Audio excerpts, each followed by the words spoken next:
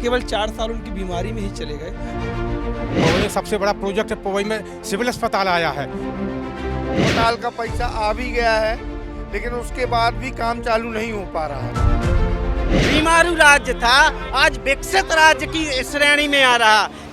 केवल बीजेपी वालों का घर भर रहा है, विकास कुछ नहीं हो रहा।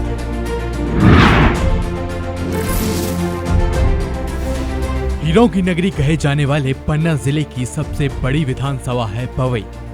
पवई में है मां कलेही का मंदिर। यहाँ माता की पाषाण प्रतिमा है।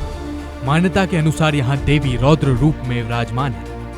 ऐसा कहा जाता है कि यहाँ स्थित देवी मां कालरात्रि, जिन्होंने महिषासुर का वध किया था। जितना पवई का धार्मिक महत्व है, उतना ही प्रदेश की राजनीति में भी पवई का महत्व है। पवई में किसी एक पार्टी का दबदबा नहीं है। यहाँ की जनता प्रत्याशी की छवि और अनुभव के आधार पर फैसला करती है। 1993 की बात करें तो यहाँ कांग्रेस के मुकेश नायक ने जीत दर्ज की थी। साल 1998 में समाजवादी पार्टी से अशोक वीर विक्रम सिंह विधायक रहे, तो वहीं साल 2003 और 2008 में बीजेपी से बृजेंद्र प्रताप विधायक चुने गए। साल 2013 में जनता ने वापस कांग्रेस के मुकेश नायक पर भरोसा जताया, लेकिन 2018 के चुनाव में नायक को नकार कर जनता ने बीजेपी के प्रहलाद लोधी को विधायक चुना। इलाके की जनता का कहना है कि कांग्रेस यहां मजबूत स्थिति में। कांग्रेस से मुकेश नायक का टिकट लगभग फाइनल है। क्षेत्र के बड़े नेता अनिल तिवारी से उनका समन्वय बन चुका है। ऐसे में बीजेपी के लिए फिर से मुश्किलें खड़ी होंगी। यहाँ पूर्व विधायक बृजेंद्र प्रताप और वर्तमान विधायक प्रहलाद लोधी दो अलग अलग गुटों में बटे हैं, जिससे चुनाव में बीजेपी को नुकसान होने की संभावना है। वहीं जनता का कहना है कि लोधी ने पिछले 4 साल में इलाके में कोई बड़ा काम नहीं कराया, लेकिन बीजेपी में तेजी से हालात बदलने वाले संगठन के निर्णय से कब समीकरण बदल जाएं, कहना मुश्किल है। पवई विधानसभा ओबीसी वर्ग के लिए आरक्षित है। यहाँ करीब 2,50,000 वोटर्स हैं। 40% वोटर ओबीसी वर्ग के हैं, तो वहीं 30% वोटर सामान्य वर्ग के हैं। इलाके में 15% वोटर एससी और 15% ही एसटी वर्ग के मतदाता हैं। पवई विधानसभा सीट पर मुद्दों की कोई कमी नहीं है। इस इलाके का मार्केट कटनी से जुड़ा हुआ है, लेकिन पवई से कटनी तक की सड़क 7 सालों से बन ही रही है। इस कारण इलाके का व्यापार बेहद प्रभावित हो रहा है। तो वहीं इलाके में उद्योग के नाम पर बस एक सीमेंट फैक्ट्री है, जिसमें भी काम सब बाहरी लोग कर रहे हैं। स्वास्थ्य के लिहाज से देखा जाए तो इलाके के लिए 100 बेड का अस्पताल स्वीकृत हो चुका है, लेकिन राजनीतिक खींचतान के चक्कर में आज तक काम शुरू नहीं हो सका। भ्रष्टाचार के मामले में पवई के नाम शर्मसार कर देने वाला रिकॉर्ड है। आपको जानकर हैरानी होगी कि पन्ना जिले में सबसे अधिक रिश्वतखोरी के मामले इसी विधानसभा में ट्रेस होते हैं। समस्याएं यही हैं भाई साहब की, जो ये अपना पन्ना कटनी रोड चल रहा है, ये 4 साल से अभी तक निर्माणाधीन है, लेकिन कहीं भी नहीं बन पा रहा है, कहीं डला रहता। हमको तो आज तक अभी तक पूरी सड़क कभी बनी दिखी ही नहीं। बिल्कुल पूरा व्यापार कटनी है, और कटनी ही पूरा औद्योगिक केंद्र है। इंदौर के बाद शायद दूसरा नंबर है हमारी समझ में तो, और व्यापार में काफ़ी धीमी गति रहती है यहाँ पे। और भाई विधानसभा में सबसे ज़्यादा तो भ्रष्टाचारी परेशान किए हुए हैं, और महंगाई चरम पे है। आम पब्लिक जो है बहुत परेशान है। अभी ऐसा कुछ समझ में तो नहीं आया कि विधायक ने कोई काम अच्छे से कराए हों। प्रयास कर रहे हैं वो, लेकिन ऊपर उनकी जैसी सुनवाई हो भाई। कमीशन खोरी के चक्कर में हॉस्पिटल में अड़ंगा पड़े हुए हैं। नहीं तो 100 बिस्तरों का बेड का पैसा यहाँ पे आया हुआ है, और वो सब पड़ा हुआ है फालतू में, और पड़े पड़े का वापस भी चला जाए वो। इस विधानसभा की सबसे बड़ी समस्या तो एक ही है कि अस्पताल का पैसा आ भी गया है, लेकिन उसके बाद भी काम चालू नहीं हो पा रहा है। 100 बिस्तर का जो है पैसा आया था, लेकिन जमीन आवंटित भी हुई, लेकिन उसमें हस्तक्षेप पता नहीं क्या हुआ। दिक्कत कोई भी नहीं है। अब दिक्कतें तो ये हैं कि हम लोगों के जो हरजन के लड़का हैं उतने परसेंटेज में नहीं निकल रहे, तो इन्होंने के लाने नौकरी वैकेंसी सब एज के बाहर हो गए लड़का। आज तक 20 साल से एक पटवारी हो चाहे कोई भी विभाग में हो गए, एक हल्का में चार हल्का समारा एक पटवारी जे डरी अतिथि के लड़का लगा ला 200-400 में वैकेंसी बंद है और जाते हैं परसेंटेज के ऊपर जहाँ 1000 लड़का चुनो जाना हो तो 100 लड़का ले जा 900 खाली रह जा। समस्याएं तो बढ़ती हुई ना, समस्या कमी कहाँ है? एक आध दो बताओ जैसे। पानी भी एक नाली देख रहे हैं बाजू में, देखिए यहाँ देखिए नाली ये बुझी हुई। नगर पालिका भी ऐसे ही, जिसके कुटी नहीं आनी चाहिए उसकी आई है, जिसकी आनी चाहिए उसकी नहीं आई है। जिसके 4-4 मंजिल मकान बने उसकी कुटी है, और जिसके नहीं है कच्चे मकान उसकी कुटी नहीं है। खाऊ खोरी मची हुई है बस। इन तमाम मुद्दों पर जब हमने राजनीतिक दलों के नुमाइंदों से बात की तो वे एक दूसरे पर आरोप प्रत्यारोप लगाने लगे। नमस्कार, मैं हूं राहुल शर्मा और मूड ऑफ एमपीसीजी की इस कड़ी में अब हम आप पहुंचे हैं पवई। पन्ना जिसे हीरो की नगरी कहा जाता है उसकी एक महत्वपूर्ण विधानसभा है पवई। वर्तमान में यहां बीजेपी से विधायक प्रहलाद लोधी यहां पर विधायक हैं। इस विधानसभा की खासियत यह है कि किसी भी एक पार्टी का यहाँ लंबे समय तक दबदबा नहीं रहा है। यहाँ की जनता, यहाँ के वोटर व्यक्ति और उसके अनुभव के आधार पर अपने जनप्रतिनिधि को चुनते हैं। तो चूंकि यहाँ पर वर्तमान विधायक बीजेपी से हैं प्रहलाद लोधी जी, तो हम यहीं से जो है शुरुआत करते हैं, बीजेपी से शुरुआत करते हैं। सर, 4 साल हो चुके हैं विधानसभा को, 4 साल विधायक के कार्यकाल को हो चुके हैं। क्या उपलब्धि देखते हैं आप इन 4 सालों में बीजेपी की तरफ? बीजेपी की तरफ से बहुत उपलब्धि है, लेकिन जो है विधायक जी जब चुनाव लड़े तो उनका पैर टूट गया था। अच्छा, फिर लोकसभा चुनाव में दोबारा पैर टूट गया। उसके बाद जो है कांग्रेस के षड्यंत्र से उन्होंने विधायक से अलग कर दिया था। उसके बाद उनको कोरोना हो गया, तो एक किस्म से कहा जाए तो वो अपनी बीमारी और उससे पीड़ित रहे, जिसके कारण ज़्यादा काम नहीं कर पाए, लेकिन जनसंपर्क उनका चलता रहा। 4 साल का जो कार्यकाल रहा केवल एक नाम का कार्यकाल रहा।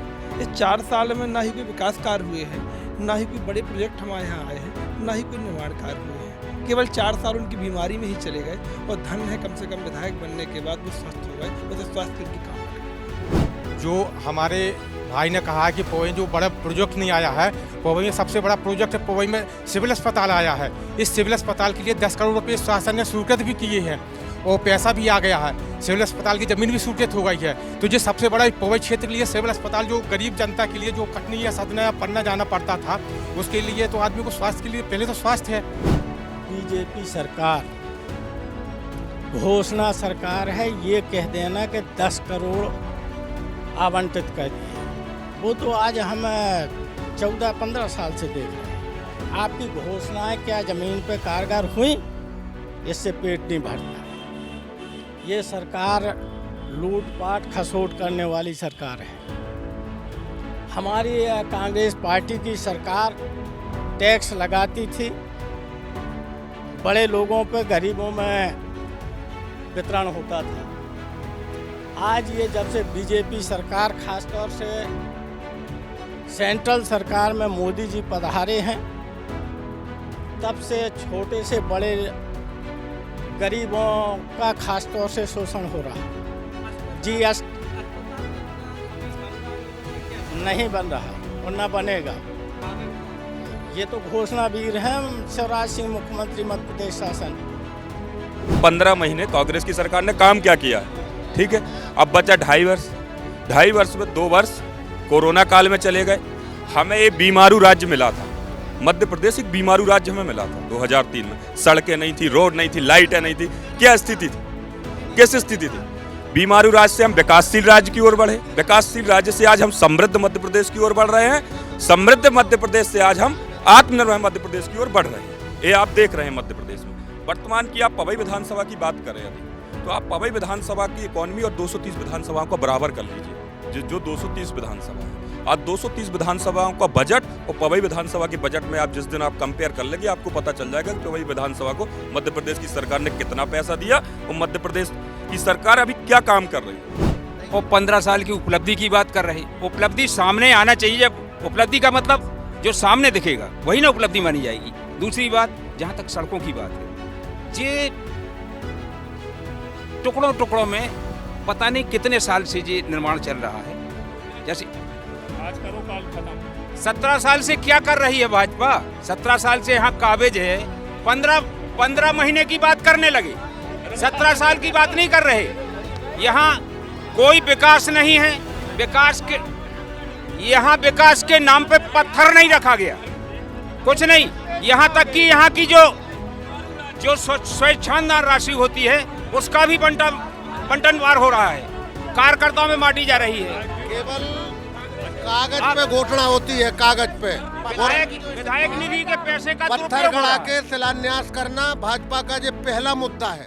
आज पोजीशन ये है, जैसे ये लोग कांग्रेसी कह रहे हैं कि सड़क की क्या हालत है, आज कटनी जाने में समस्या आ रही, तो आज 4 लाइन बन रही, 2 लाइन बन रही, 4 लाइन बन रही।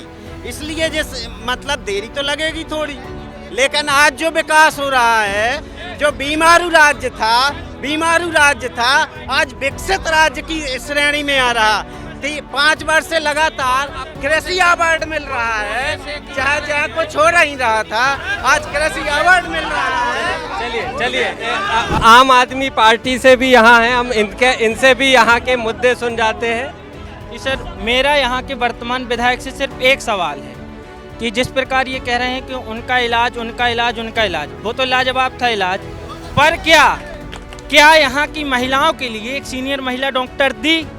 ये सवाल सबसे बड़ा सवाल है जो महिलाओं के स्वास्थ्य से जुड़ा हुआ है। मैं सवाल पूछता हूँ, क्या इमारत बनाने से इलाज होता है कि डॉक्टर के रहने से? चलिए हम जवाब ले लेते हैं, आप बताइए। डॉक्टर की कमी का मुद्दा हाँ, ये महिला डॉक्टर की यहाँ बहुत दिनों से कमी है और उसके लिए और पूरे प्रदेश में महिला डॉक्टरों की कमी है। अधिकतर डॉक्टर जो है वो ग्रामीण क्षेत्रों में नहीं आना चाहते हैं, जो महिला डॉक्टर हैं, लेकिन उसके लिए बराबर प्रयत्न किया जा रहा है कि जल्दी से जल्दी यहाँ पर महिला डॉक्टर की। इस स्वास्थ्य केंद्र में कांग्रेस के समय एक डॉक्टर था, एक डॉक्टर रहता था। आज वर्तमान में सरकारी अस्पताल में 3 डॉक्टर हैं साहब, और एक्सरे मशीन चल रही है ना, और लेवल जांच चल रही है। सारी सुविधाएं जनता को मिल रही हैं। जो हमको कटनी भागना पड़ता था वो पवई अस्पताल में मिल रही है। कांग्रेस वाले क्या बोलेंगे? पवई में समस्याएं हैं। कॉलेज की बहुत बड़ी समस्याएं हैं। कॉलेज में मतलब पैसे तो आ गए हैं, लेकिन काम बिल्कुल नहीं हो रहे हैं। 5 साल से स्वीकार है। चलिए ये बिल्डिंग, कन्याशाला की बिल्डिंग नहीं हो पा रही है। बच्चियों को बकरियों की तरह भरा जा रहा है। लोग कब्जा करे हैं जमीनों पे, भाजपा ही वाले। मध्य प्रदेश में जो पवई विधानसभा है, शिक्षा के लिए आप बात करो। सबसे पहले हमारे यहाँ पॉलिटेक्निक कॉलेज आया, हमारे यहाँ मॉडल शिक्षा आई। मॉडल का आप स्कूल देख लीजिए, पॉलिटेक्निक कॉलेज देख लीजिए। एक कॉलेज था, कॉलेज का 600 करोड़ टोटल बजट हो चुका है। उसके बजट का जो है कुछ दिन में उसका टेंडर लग जाएगा। सीएम राइज स्कूल आप देख रहे हैं पूरे मध्य प्रदेश के अंदर स्कूल के लिए। इनकी 15 महीने सरकार थी, 15 महीने में इन्होंने कहा था कि बच्चियों को हम स्कूटी देंगे। सबसे बड़ी समस्या है रोजगार और पलायन की। जैसे बात की कि 230 विधानसभा में आप रिकॉर्ड उठा के देख लीजिए, मध्य प्रदेश में पलायन की स्थिति में सबसे आगे है पवई विधानसभा।